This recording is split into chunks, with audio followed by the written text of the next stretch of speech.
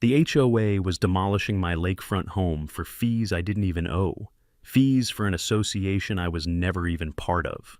I came back from 6 weeks on the road, visiting my daughter and grandkids, only to find a wrecking ball chewing through the walls I had built with my own 2 hands. They even crushed my late wife's piano, the one she played every night, her music drifting out over the water. The foreman shoved a paper at me, his face twisted in a smirk. The signature at the bottom was mine, except it wasn't. "You're in the HOA now," he said. That was the moment my world split in two. The life I had built, and the war I never asked for. 6 weeks earlier, I had locked the door to my house, certain it would be waiting for me when I came back.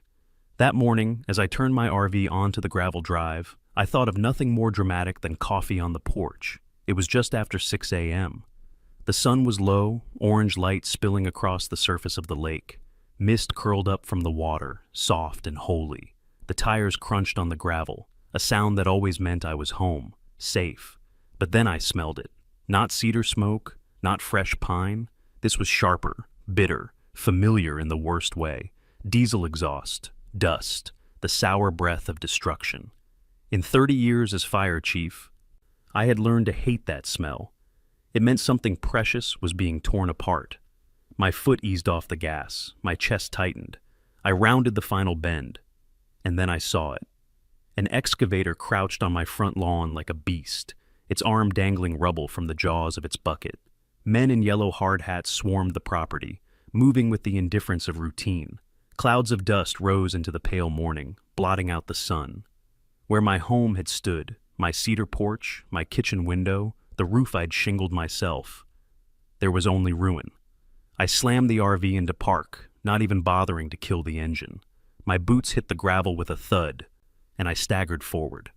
The house I had built board by board 22 years earlier was gone. The porch where my wife and I had sipped coffee every morning was splintered. The living room wall leaned sideways like a crooked tombstone. Through the hollow gap of my kitchen, the lake shimmered, calm, indifferent, and then I saw it. Half buried under drywall and shingles was the piano, mahogany wood shattered, keys strewn across the dirt like broken teeth. That piano had been my gift for our 25th anniversary. Every evening, my wife had sat there, her fingers coaxing hymns into the air, while the lake carried the music across the water. Even after she passed, I polished it because it was the one thing that made me feel she was still here.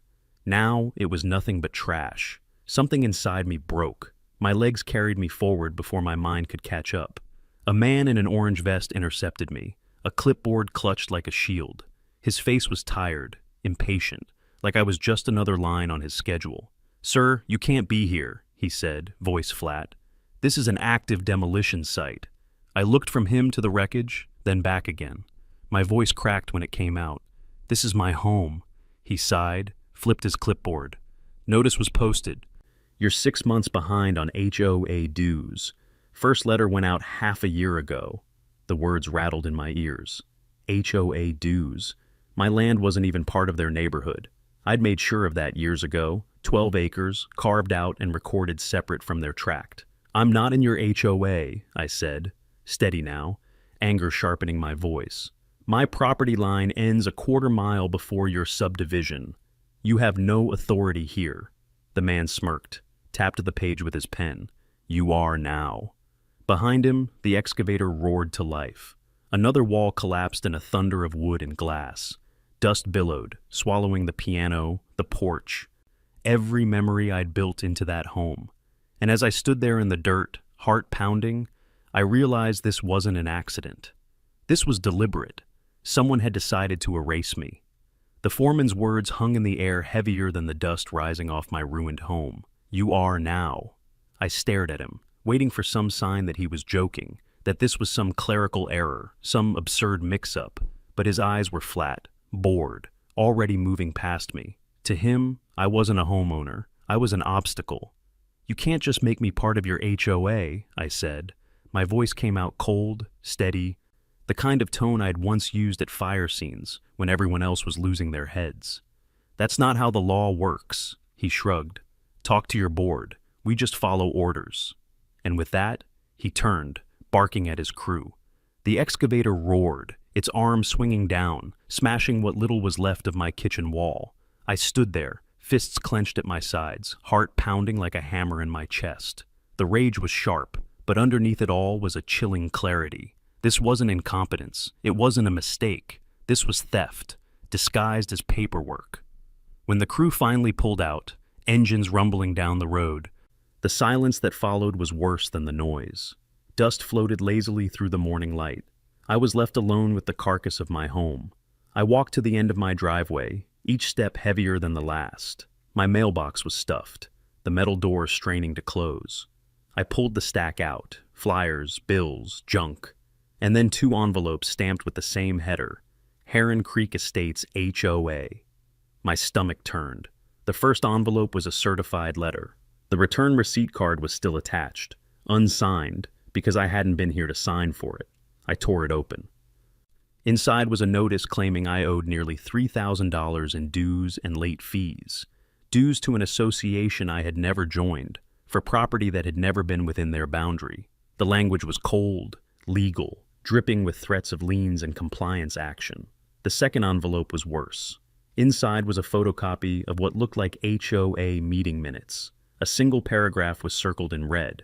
A motion passed to annex the Whitaker property into Heron Creek Estates, effective retroactively, to ensure aesthetic cohesion of lakefront views.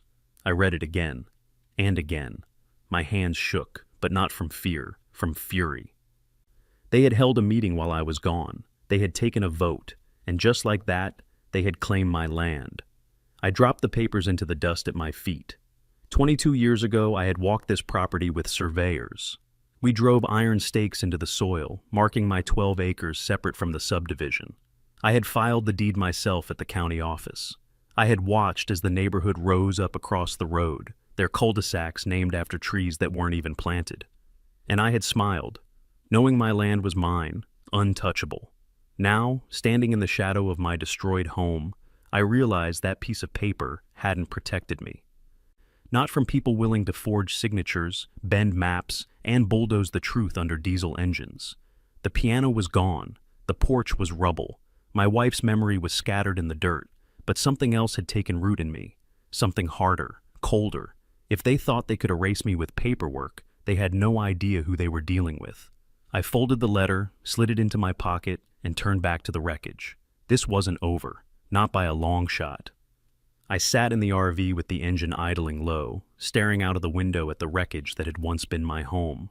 The letters from the HOA weighed heavy in my pocket, but heavier still was the memory clawing its way back from more than a decade ago. This wasn't the first time someone had tried to take my land. 12 years earlier, before Heron Creek Estates was even a sign stuck in the dirt, the developer came calling. His name was Richard Thompson, head of Thompson Development. He pulled into my drive in a polished black SUV, shoes too shiny for the gravel, smile too smooth for my taste. "Mr. Whitaker," he said, "you're sitting on prime property here. Lakefront, easy access from the highway, perfect for premium lots." He waved a folder thick with papers, contracts already drafted. Then he named the number. It was more money than I'd ever seen written on a single sheet of paper. Enough to buy another house 3 states over.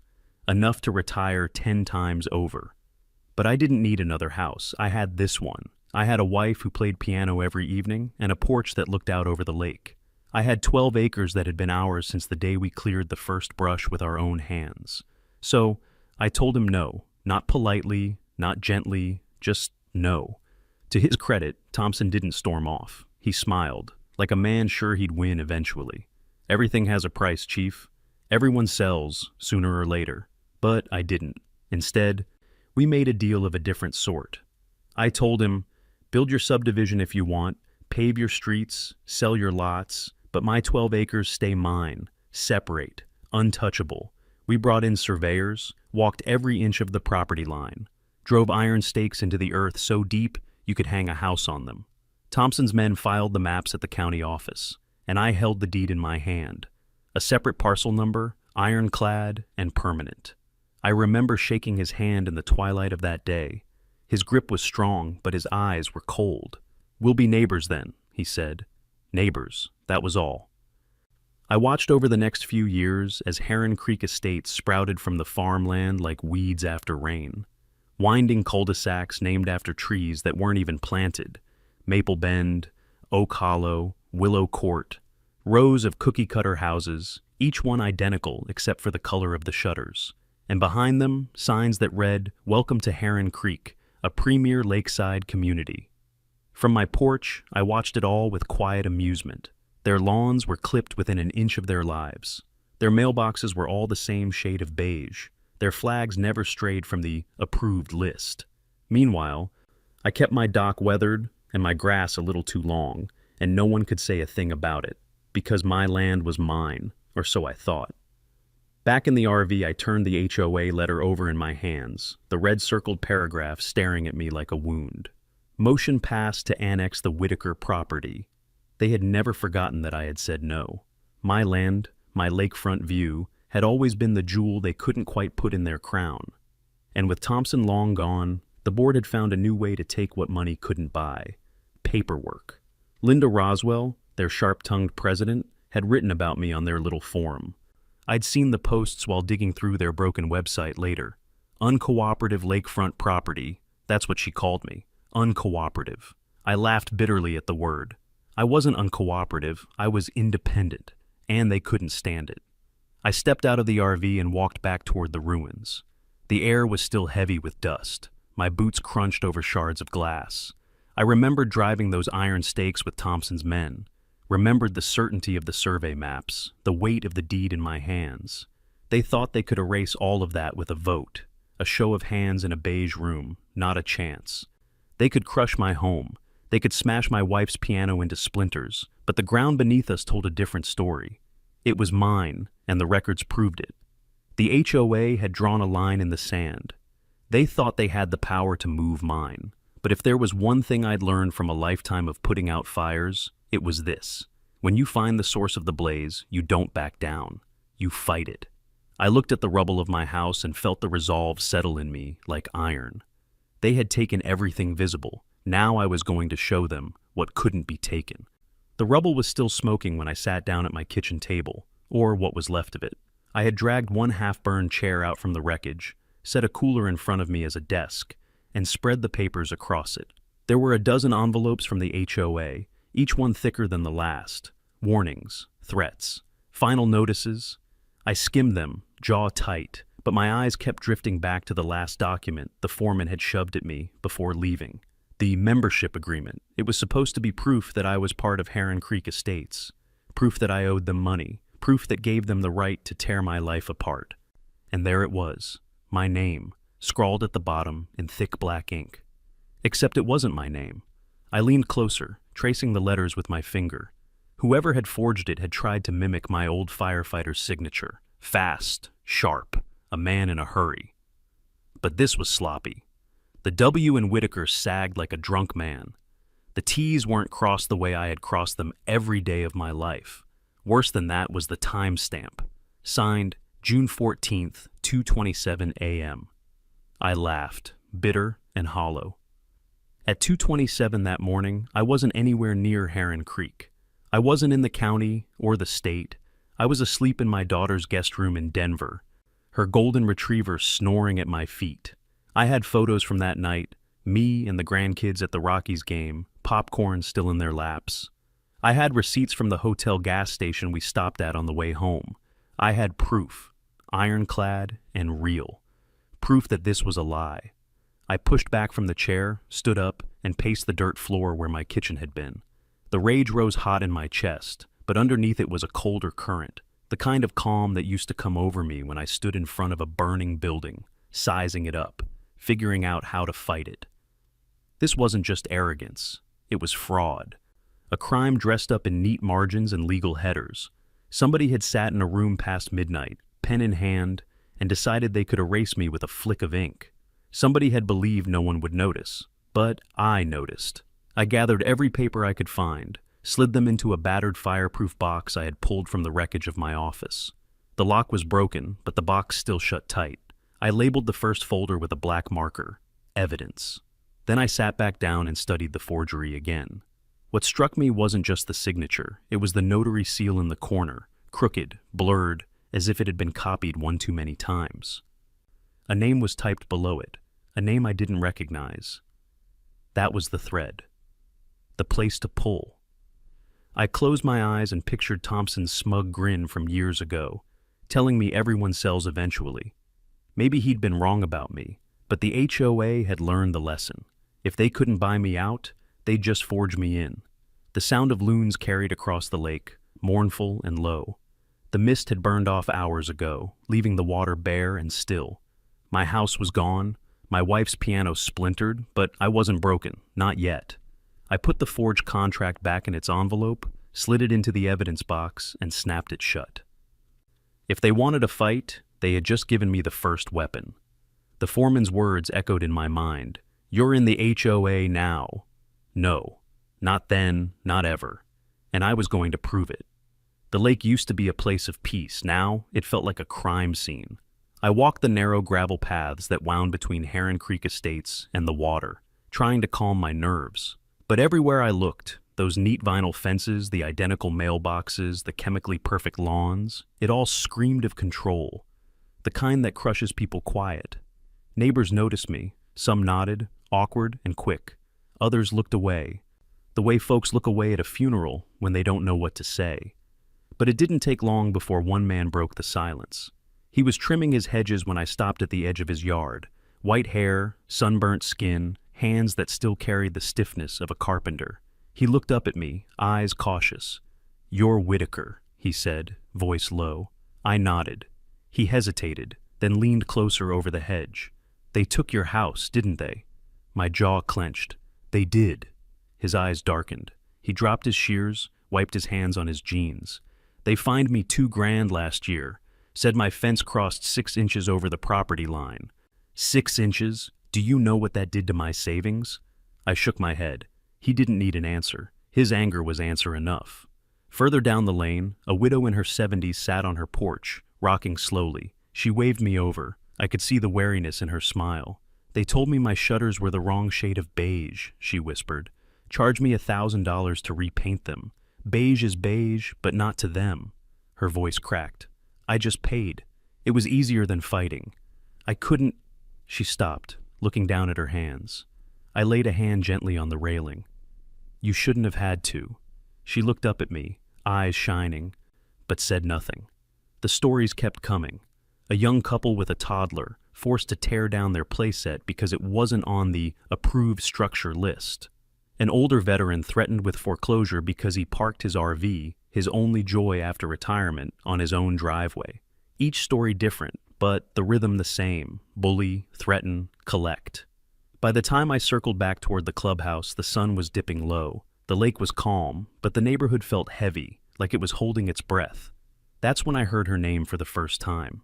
It came from a woman carrying groceries, her eyes darting side to side before she spoke. "Linda," she whispered. "Linda Roswell. She runs the board. She runs everything." She glanced back at the clubhouse, its beige walls glowing in the twilight. "If you cross her, you lose your home. Everyone knows it. That's why no one fights." I studied the woman's face. Fear carved every line in it, but beneath it was something else. Relief, maybe, that she had spoken the truth to someone who wasn't afraid. She hurried away before I could say another word. I stood there a long time, watching the last of the daylight fade from the water. The whispers had told me enough. This wasn't just about me. The HOA wasn't protecting property values. It wasn't enforcing harmony. It was a racket, run by one woman who thought she could bend the law until it snapped. But whispers weren't enough. I needed proof.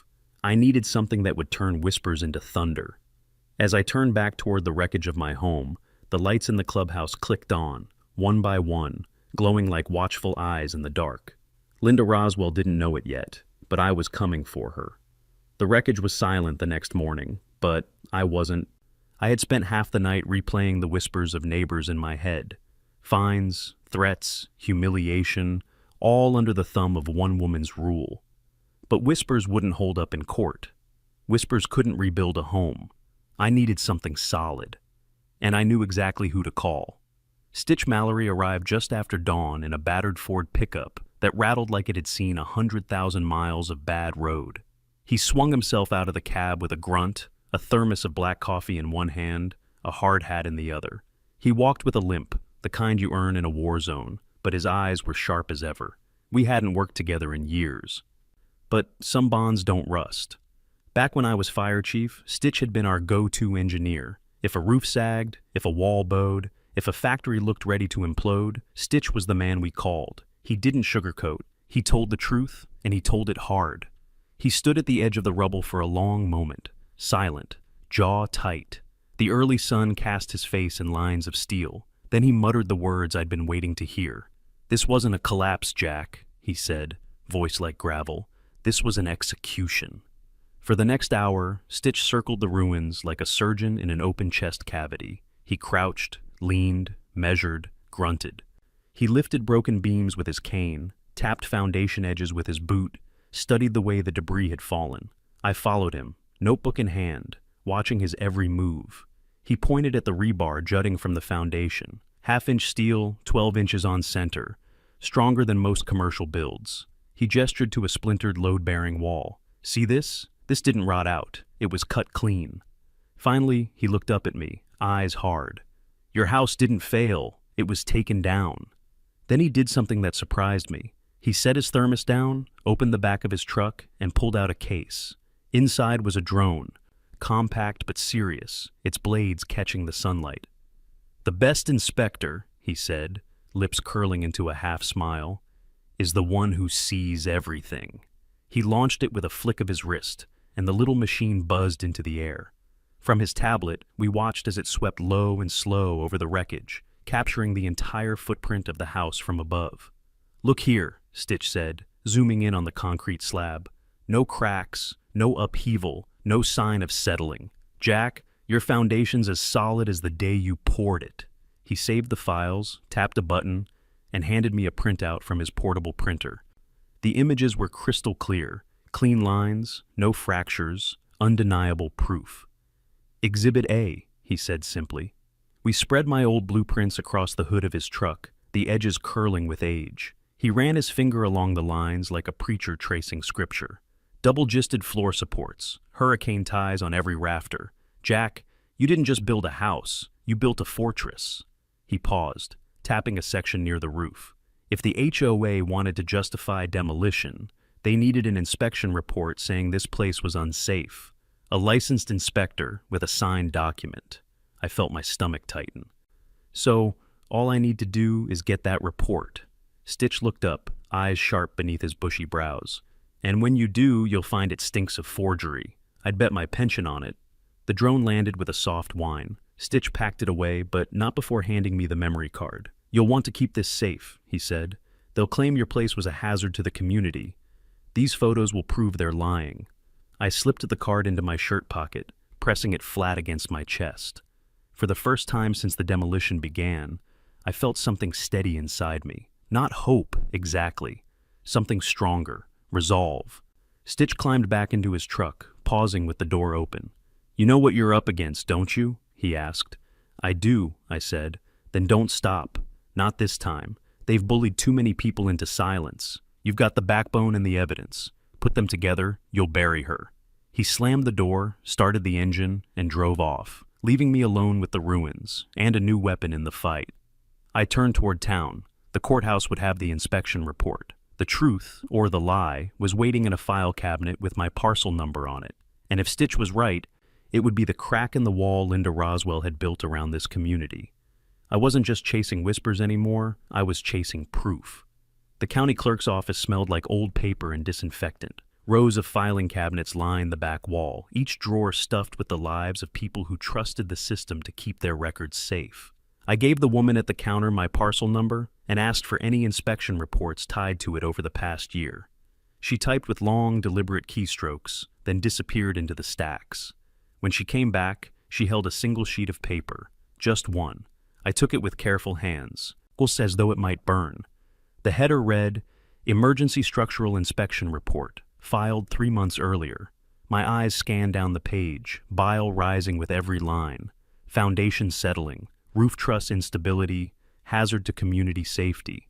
And at the bottom, a signature. Bill Johnson, licensed structural inspector.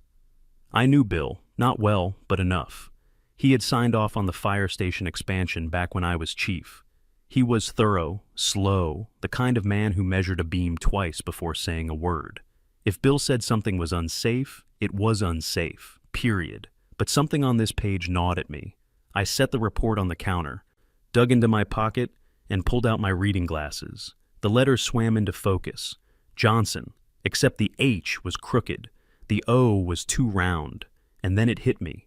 Bill Johnson didn't spell his name like that. His name was Johnson, with an E. I felt a laugh rise in my throat, sharp and bitter. The arrogance, the sheer stupidity. A man doesn't misspell his own name on an official document. This wasn't Bill's work. This was a forgery. I folded the paper slowly, slid it into my folder marked Evidence, and walked out into the daylight. My boots echoed on the courthouse steps, each thud louder than the last. People milled around, lawyers, clerks, regular citizens, but to me, they were just shadows. I pulled out my phone and scrolled to Bill's number. It rang twice before a familiar gravelly voice answered. Bill Johnson speaking? Bill, this is Jack Whitaker, I said, my voice steady. You inspected my property 3 months ago, filed an emergency report that condemned it? A pause, then a short, sharp laugh. Jack, I haven't inspected your property in 20 years. I didn't file a damn thing. My grip tightened on the phone. There's a report here with your name on it. Says my foundation was settling. Roof truss is unstable. Silence stretched on the line. Then Bill's voice dropped, low and deadly serious. Send me a photo of that signature. I snapped one with my phone, texted it over. It didn't take 30 seconds. That's not mine, Bill said flatly. Never has been. Someone's forged it. You're willing to swear to that? I asked. He didn't hesitate. Damn right. You've known me long enough, Jack. If someone's dragging my name through the mud, I'll stand beside you to clean it. Relief hit me like cold water, but so did anger. HOA hadn't just destroyed my house. They had dragged good men into their fraud. Thank you, Bill, I said. You may have just given me the nail for their coffin. I hung up and sat on the hood of my truck outside the courthouse, staring at the paper in my hands. The forged inspection wasn't just a mistake. It was arrogance. They thought no one would check. They thought I'd roll over like the neighbors who'd been bled dry with fines.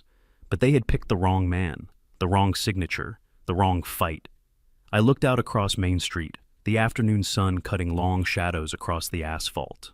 I thought of the widow forced to repaint her shutters, the veteran told he couldn't park his RV, the father tearing down his kid's playset.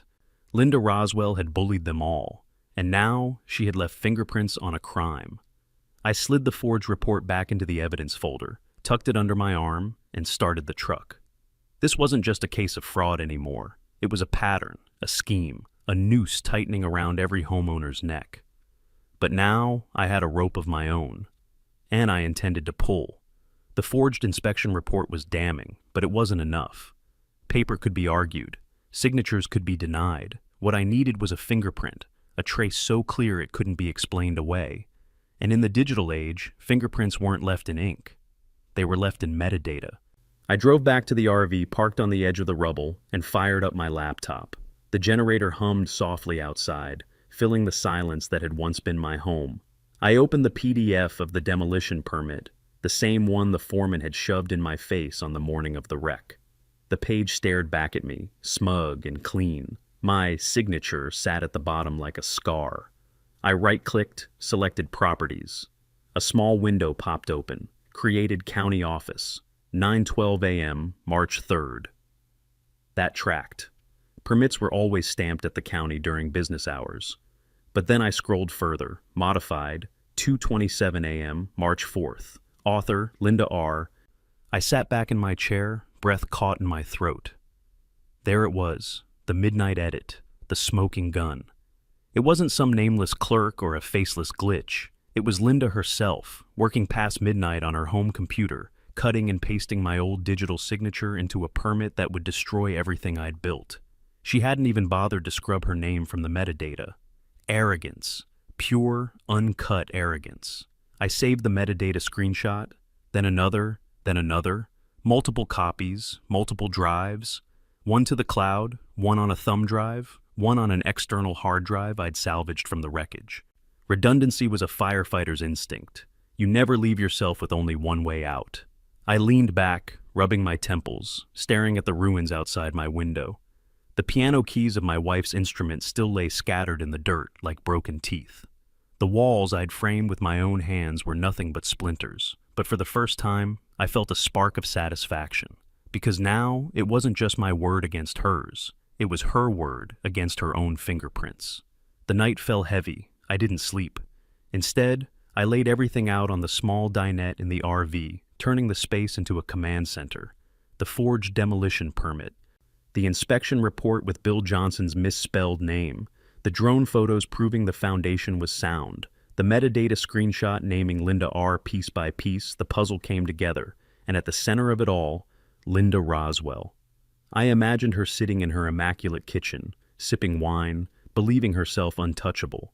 The queen of Heron Creek, reigning over vinyl fences and color-coded shutters. She thought the law was paper. She thought neighbors were too scared to resist. She thought men like me would roll over and fade. She was wrong. I tapped the folder on the table, now thick with evidence. "Got you," I whispered. The next morning, I drove into town, the evidence box strapped into the passenger seat like a sacred relic. Sheriff Miller's office sat on Main Street, wedged between a diner and a hardware store. I'd walked those steps 100 times in my years as chief, side by side with deputies, running towards smoke and flame. Now I was walking in alone, carrying a different kind of fire. Sheriff Miller looked up as I entered. His hair had gone grayer since the last time we'd seen each other, but his eyes still carried the weight of a man who'd seen too much. "Jack," he said, standing to shake my hand. "Heard about your place." "I'm sorry." I set the evidence box on his desk. "Don't be sorry. Be ready." And then I began to lay it out, paper by paper, photo by photo, screenshot by screenshot. The whispers, the forged report, the drone photos, the metadata at 2:27 a.m. By the time I finished, Miller wasn't leaning back anymore. He was hunched forward, both hands flat on the desk, jaw tight. "Jack," he said slowly, "officially, you'll need to file a complaint. We'll open an investigation." I nodded. "And unofficially?" He looked around, lowered his voice. "Unofficially, this isn't their first land grab, but it might be the last." Sheriff Miller didn't speak right away. He leaned back in his chair, rubbing a hand over his jaw, staring at the pile of evidence on his desk. Papers, photos, screenshots, each one a brick in the wall I was building against Linda Roswell. Finally, he blew out a long breath. "Jack, this isn't just one bad permit. This is a pattern." I said nothing. I just waited, letting the silence press him further. He opened a drawer, pulled out a manila folder, and slid it across the desk. The folder was old, the edges frayed, the tab marked only with a single word: complaints. "Over the last 5 years," Miller said, "we've had at least a half-dozen calls about Heron Creek Estates. People saying they were harassed, fined, threatened. But when we pushed for statements, they all backed down. Every last one of them." I opened the folder. Inside was a single sheet of paper, a typed list of names and numbers, 6 in total. Ordinary folks, families, retirees, people who had never wanted a fight. I read them aloud, one by one. Samuel Green, Evelyn Carter, the Millers, different Millers I assume. Miller nodded. No relation, but they all had the same problem. Linda. He leaned forward, voice dropping. "She's been running that HOA like a fiefdom, pushed people until they broke. Some paid fines they didn't owe. Some gave up strips of land after being threatened with liens. Some just moved away, but nobody stood their ground." His eyes locked on mine. "Until you." I folded the list and slipped it into my breast pocket. It felt heavy, heavier than any badge I'd ever worn. "They'll talk to me," I said. "They don't trust the system anymore, but they'll trust me." Miller gave a small nod. "Just be careful. Linda's not stupid, and she's not alone. She's got allies on that board and a lawyer who plays dirty. If you go knocking, expect pushback." I stood, tucking the evidence folder under my arm. Pushback I can handle, silence I can't. Outside, the afternoon sun burned hot against the pavement, but I barely felt it. I sat in my truck, the list of names on the seat beside me, staring out at Main Street. Each name wasn't just a lead. It was a story, a wound, another scar left by Linda Roswell and her empire of rules. And now, together, those scars could form a weapon. I started with the first number. It belonged to a man named Samuel Green, a retired machinist. His voice crackled with suspicion when he answered the phone. "Who's this?" "Jack Whitaker. You don't know me, but I think we've got something in common. Heron Creek Estates." There was a pause, then a low chuckle, bitter as black coffee. "Yeah, they bled me for $2,000 over a fence. Said it was 6 inches over the line. My surveyor swore it wasn't, but they threatened foreclosure. My wife begged me to just pay, so I did." I told him what had happened to me, the forged permit, the demolition. By the time I finished, Samuel's tone had shifted. "You're going after them?" "Damn right I am." Another pause, then a sigh of relief. "Then you've got my story, Jack. Use it." Next was Evelyn Carter, a widow with arthritis who lived on the far side of the subdivision. She answered in a trembling voice, weary and careful. "They said my shutters were the wrong shade of beige," she whispered. "Charged me $1,000 to repaint them. I couldn't fight. I didn't have the strength." I told her she wasn't alone anymore. She cried, quiet but steady. "They'll come after you," she warned. "Linda always comes after the loud ones." I thought of the rubble where my house once stood. They already did. By the time I reached the Millers, a couple with a wheelchair-bound mother-in-law, I was no longer taking notes. I was memorizing their frustration, their fear, their sense of helplessness. Linda had denied them a permit for a ramp, called the treated lumber non-compliant with HOA standards. They'd begged, she'd smirked, and the ramp was never built. When I told them about Stitch's drone photos, about the forged inspection report, about Linda's name in the metadata at 2:27 a.m., the husband's face lit with something I hadn't seen in any of the others yet. Hope. "Jack," he said, gripping my hand hard, "if you're fighting, then so are we." By sundown, I had spoken with every name on the list. Each conversation was another nail in Linda's coffin, each voice another stone in the avalanche that was coming. I drove back toward the lake, the list now covered in my own scrawled notes. 6 names had become 6 torches, ready to burn through the darkness Linda had built. When I parked by the ruins of my home, the air was cool and still. I stood there for a long time, staring at the rubble, hearing my wife's piano in memory. Linda thought she had silenced me, but all she had done was give me allies. I wasn't just fighting for myself anymore, I was fighting for all of them. And together, we weren't whispers, we were thunder. The clubhouse smelled of lemon polish and fear. Rows of folding chairs filled the hall, every seat taken. Retirees in pastel polos, young parents clutching babies, veterans with caps perched low, neighbors who had lived in the shadow of the HOA for years. At the front, under fluorescent lights, sat the board. 4 members in stiff blazers, papers neatly stacked. And in the center, like a queen on her throne, sat Linda Roswell. Her lipstick was perfect, her pearls glowed. She tapped her gavel once, sharp as a gunshot. "Meeting of Heron Creek Estates Homeowners Association is now in session." I stood at the back, evidence folder under my arm, heart steady as a drum. I had spoken to every name on the sheriff's list. I had their stories, I had the forged signatures, the drone photos, the metadata, and tonight, I had something else. Their eyes on me. Linda began with business as usual. Landscaping budgets, new paint codes, a motion to increase monthly dues. The board nodded like puppets, but the air was restless. Neighbors shifted, whispered. They had heard what happened to me. They had seen the rubble by the lake.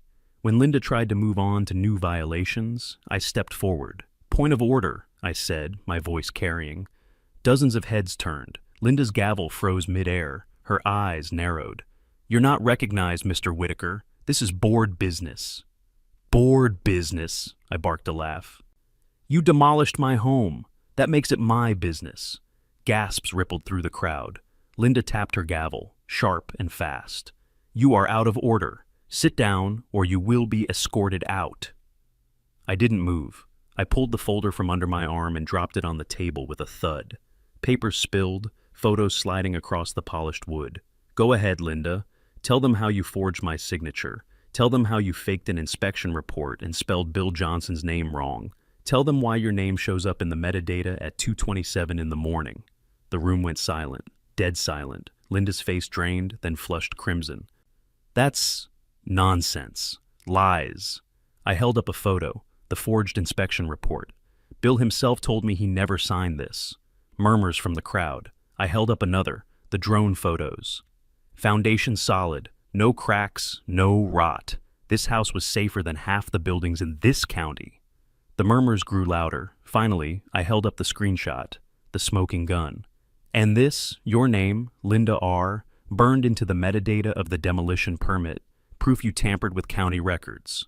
The room erupted, voices shouting, neighbors on their feet, some in shock, some furious. Linda slammed the gavel. Lies. All of it. He's manipulating you. But the tide had turned. A man in the third row stood up. Samuel Green, the machinist I'd spoken to. They bled me for $2,000 over a fence. I stayed quiet, but he's telling the truth. Then Evelyn Carter rose, trembling but firm. They forced me to repaint shutters that were already beige. The Millers wheeled their mother-in-law forward, voice breaking as they shouted, "She wouldn't let us build her ramp. Said the wood wasn't up to code." One by one, voices filled the hall. Each story, each wound, another blow to Linda's throne. Linda's gavel cracked against the table, wild now. Out of order, all of you. You will sit down, or you will face fines. The words hung in the air, the old threat, the one that had cowed them for years. But tonight, no one sat. Tonight, the fear was gone. Sheriff Miller stepped into the back of the hall, his badge catching the light. He didn't say a word. He didn't have to. The crowd saw him. Linda saw him.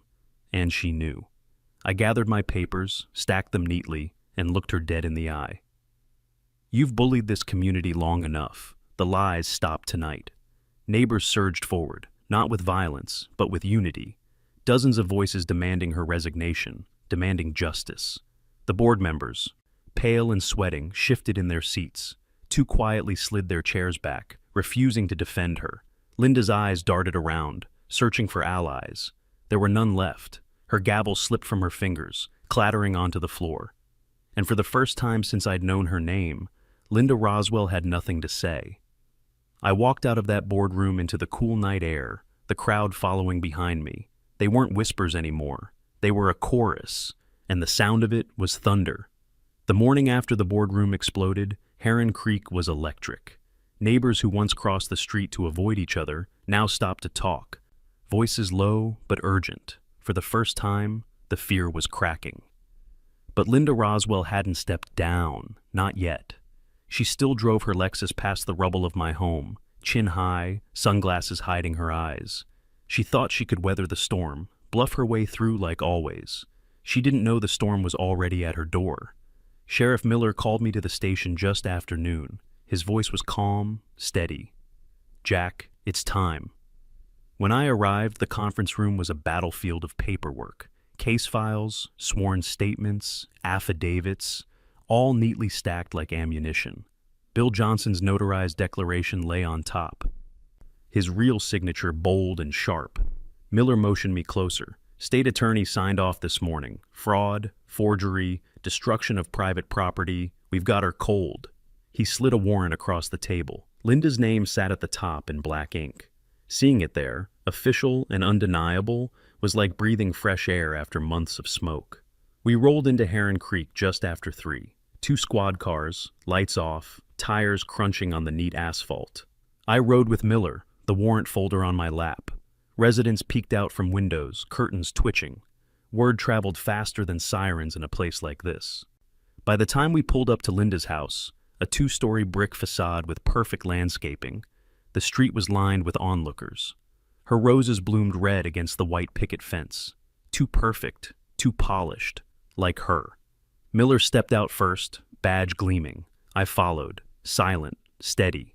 Deputies flanked us. Linda opened the door before we knocked. She was dressed like always, pressed blouse, pearls at her throat, lipstick sharp.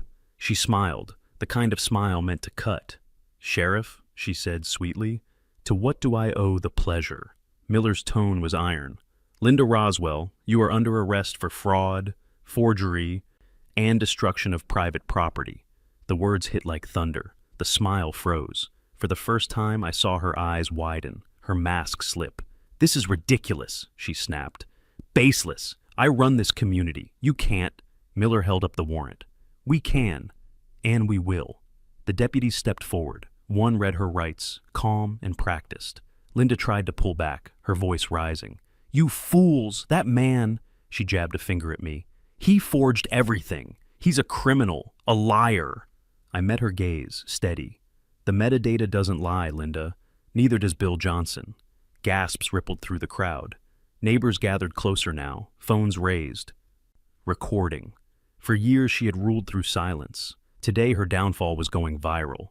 They cuffed her wrists in front of her roses. She writhed, shouted, threatened lawsuits, but the deputies didn't flinch. Evelyn Carter stepped out from the crowd, voice trembling but loud enough to carry. "You made me paint my shutters twice." Samuel Green's voice followed. "You stole my savings." The Millers wheeled their mother-in-law forward. "You denied her a ramp." Voices piled on, one after another, a chorus of years of pain. The air was thick with it. Anger, relief, vindication. And Linda Roswell, the queen of Heron Creek, stood shackled at the center of it all. As they loaded her into the squad car, she turned her head toward me. Her voice was low, venomous. "This isn't over, Whitaker." I leaned down, close enough so only she could hear. "Oh, it's over," I said. "You just don't know it yet." The door slammed shut, steel and glass between us. The car rolled away, taillights fading down the street. The crowd didn't cheer, not exactly, but they didn't look away either. Some cried, some just stood in stunned silence. For the first time they saw their tormentor fall, not untouchable, not invincible, but human, and gone. Sheriff Miller clapped a hand on my shoulder. "This community owes you, Jack. You lit the fire, we just carried the water." I nodded, eyes on the street where Linda's car had vanished. "This isn't about me, it's about all of us." That night, the lake was quiet again. The clubhouse dark. For the first time since the wrecking ball, I felt the stillness of home. But I knew this was only the beginning. Arrest was one thing, justice was another. Linda would fight in court. She'd call lawyers, spin lies, try to claw her way back. But she'd underestimated the power of truth. And truth, once spoken, doesn't go quiet again. I looked at the rubble, at the piano keys still half buried in the dirt. I thought of my neighbors' voices rising in unison. Linda Roswell's reign was over, and Heron Creek was ours again. The courtroom smelled of oak and dust. Sunlight filtered through tall windows, slicing the air into sharp beams that caught the motes drifting above the jury box. I sat at the plaintiff's table, tie knotted tight, my evidence stacked in neat binders. Every document, every photo, every sworn affidavit.